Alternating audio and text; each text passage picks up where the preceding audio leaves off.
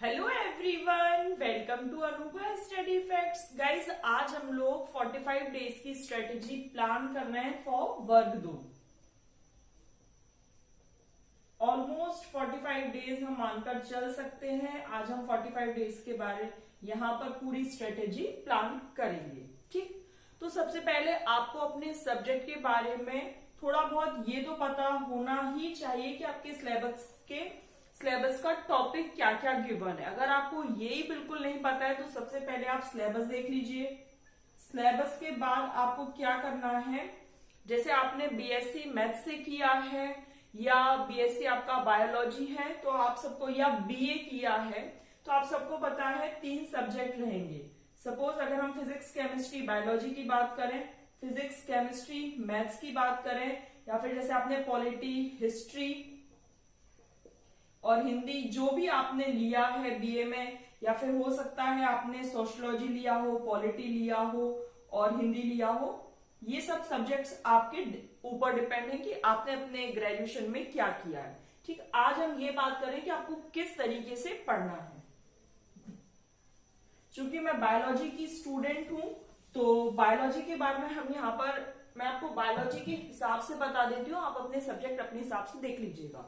ठीक, ये 3 सब्जेक्ट हमको रहते हैं और इसके अकॉर्डिंग हमें अपना सिलेबस देखना है। सिलेबस में हमें ये पॉइंट आउट करना है कि कौन सी चीजें हमारी बहुत अच्छी हैं, मतलब जिसमें हम अपना ऑलमोस्ट 100% दे सकते हैं। ऐसा कौन सा है जिसमें हम 80% दे सकते हैं और जो हमारा केवल 50% पोर्शन है।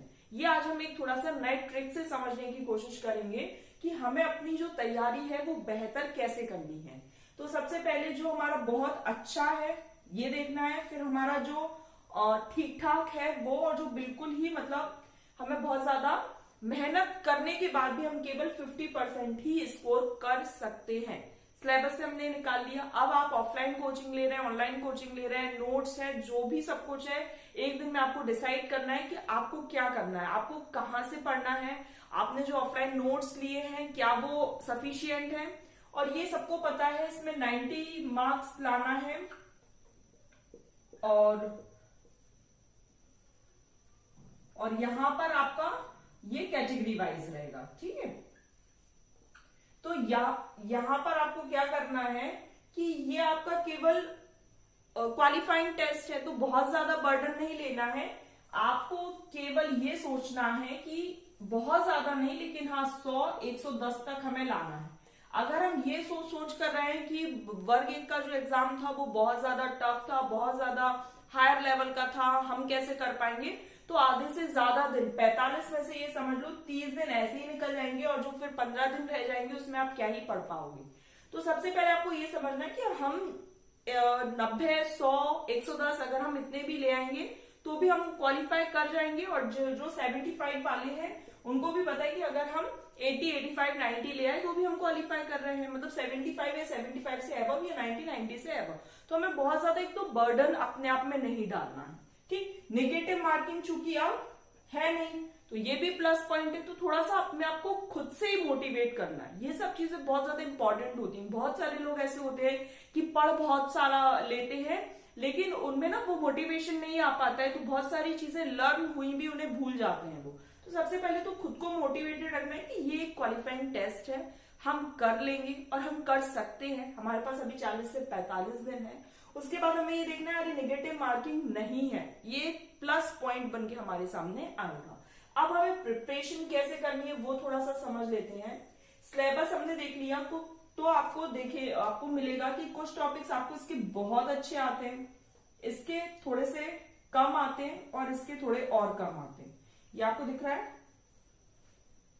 आपको इसमें सबसे अच्छा आ रहा है तो आप इसमें क्या करो कि सबसे पहले इसको एकदम कर लो।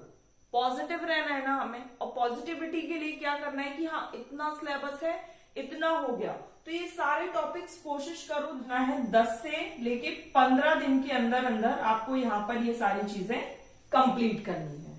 क्लियर?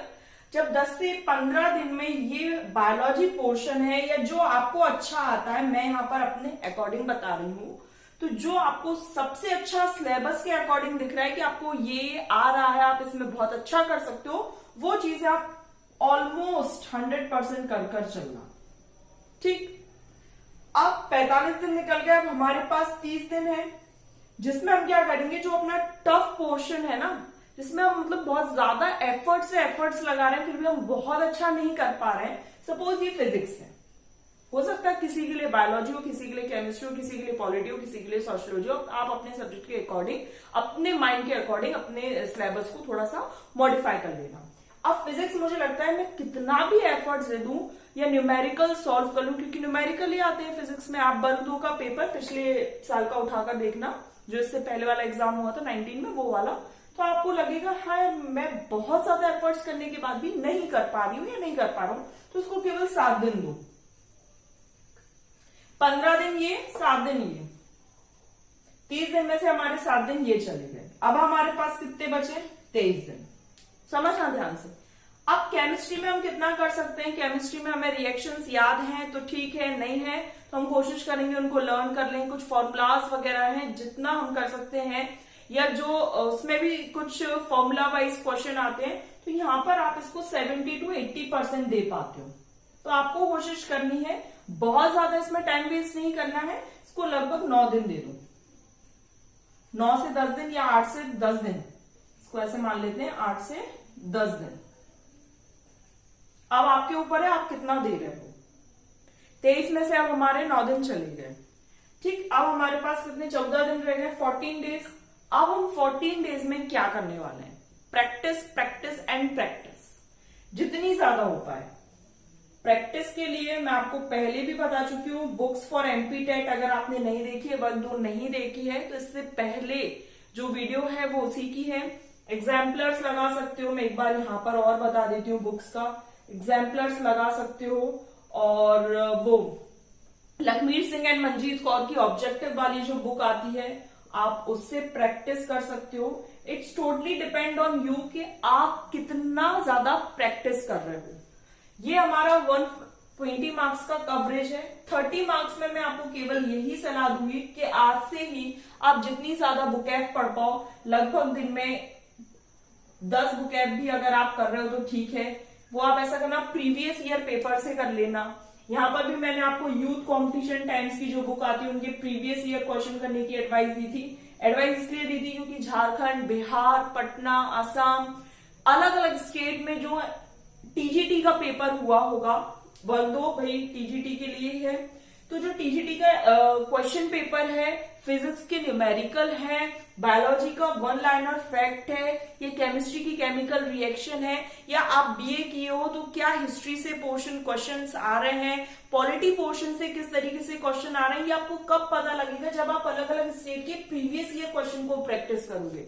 या तो ऐसा होता कि हमारे एमपी में ही हर बार एग्जाम हो रहा होता, हर 2 साल में, 3 साल में, तो हमें उसके प्रीवियस ईयर मिल जाते। अब चूंकि ऐसा हो ही नहीं रहा है, 120 मार्क्स का पहले 60 नंबर का आता था, जिसमें पेडागोजी पोर्शन 15 नंबर का और 45 का सब्जेक्ट कंसर्न आता था। पेडागोजी के लिए भी मैं आपको बुक बता चुकी हूँ। पेडागोजी के लिए देखो, अब ये जो 14 दिन है इसमें कोशिश करनी है प्रैक्टिस करने की, इसी में आप पेडागोजी पोर्शन कर लीजिएगा। हिंदी में मैंने आपको बहुत बार बताया, केवल तत्सम, तद्भव, विलोम शब्द और पर्यायवाची इतना कर जाएंगे, 10 नंबर की हिंदी में आराम से आपके 7 से 8 नंबर, और इवन कभी कभी तो 10 नंबर भी आ जाएंगे, ठीक। तो इसमें बहुत ज्यादा लोड नहीं लेना। इंग्लिश में मैंने बताया 10 बुकें पर डे अभी से लर्न करो, 45 दिन है, 400-500 बुकें हो जाएंगी। मल्टीपल उनके सिनोनिम्स कर लो, तो अगर एक बुकेब लर्न कर रहे हो और एक के अगर 2 सिनोनिम साथ में लर्न कर रहे हो तो ये 20 हो गई।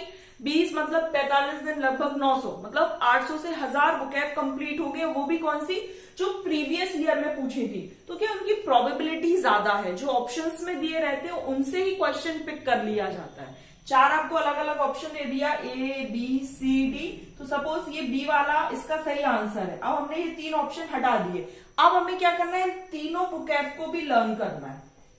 अगर कभी होगा तो हमारा क्वेश्चन ये वाली बुकैफ से पिक होके आ सकता है ना। तो इस तरीके से थोड़ी प्रैक्टिस अच्छे से करनी है। बाद बाकी 10 से 15 दिन, फिर उसके बाद आपको जो एक्स्ट्रा डेज मिलेंगे, these are your golden days.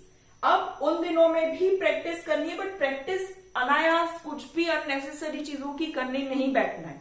हमें ऑथेंटिक चीजों से करना है। एनसीईआरटी के एग्जाम्पलर्स हो गए, या एनसीईआरटी में जो पीछे न्यूमेरिकल्स हैं वो प्रैक्टिस करनी है, ठीक है। उसके बाद प्रीवियस ईयर क्वेश्चन जो अलग अलग टेट में आए हुए हैं हमें उनकी प्रैक्टिस करनी है।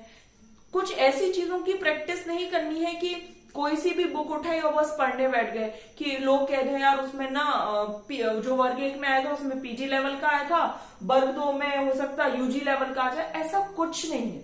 अगर आप ध्यान से उन लोगों से पूछोगे कि जिन्होंने वाकई में वर्ग 1 क्वालिफाई किया है ना, आप उन लोगों से पूछो तो वो यही बोलेंगे कि 11th 12th बहुत ज्यादा वेटेज था, थोड़ा बहुत कह सकते हैं 80% 11th 12th और थोड़ा बहुत वेटेज 20% यूजी पीजी का आ सकता है। अदरवाइज इन लोगों का नहीं हुआ है, अब वो रैशनलाइज तो कुछ करेंगे ना, अंगूर खट्टे हैं क्यों, क्योंकि एग्जाम क्रैक नहीं हुआ। तो वो चीज आप थोड़ा सा डाइवर्ट मत हो, आपके भले के लिए ये चीज कह रही हूं, थोड़ा सा आपको समझना पड़ेगा कि बहुत ज्यादा डिफिकल्ट नहीं है, चीजें बना दी गई है। 120 मार्क्स में 120 मार्क्स अगर आप केवल सब्जेक्ट का ही अच्छा करके जाओ तो क्वालिफाई तो आप वैसे ही हो जाओगे। 30 मार्क्स आपको एक्स्ट्रा मिल रहे हैं जिसमें आप बहुत अच्छा कर सकते हो। 10 नंबर की हिंदी है, 5 नंबर की इंग्लिश, 2 नंबर की अगर रीजनिंग आ गई, 2 नंबर का जीएस आ गया, कुछ भी अगर ऐसी चीज आती है आप बहुत अच्छे से कर सकते हो। 30 नंबर में से ज्यादा नहीं, चलो हम केवल 18 नंबर भी लेकर चलें कि ऑन एन एवरेज हमारे 18 आ गए, और 120 में से कम बहुत ज्यादा जिनकी तैयारी अच्छी है तो वो कम से कम 80 से 90 तो लाएंगे ही ना। अब आप खुद लगा लीजिए, आप खुद देख सकते हैं ना क्या आपका रिजल्ट आने वाला है। तो आप बहुत ज्यादा टेंशन मत लीजिए, अच्छे से प्रिपरेशन कीजिए। ये जो स्ट्रेटेजी बताई है अगर आपको थोड़ी भी अच्छी लगती है तो आगे शेयर कीजिए, और कोई भी डाउट रहेगा तो आप पूछ सकते हैं। तो आज के लिए इतना ही, नेक्स्ट वीडियो नेक्स्ट टॉपिक के साथ मिलेंगे। Thanks for watching this.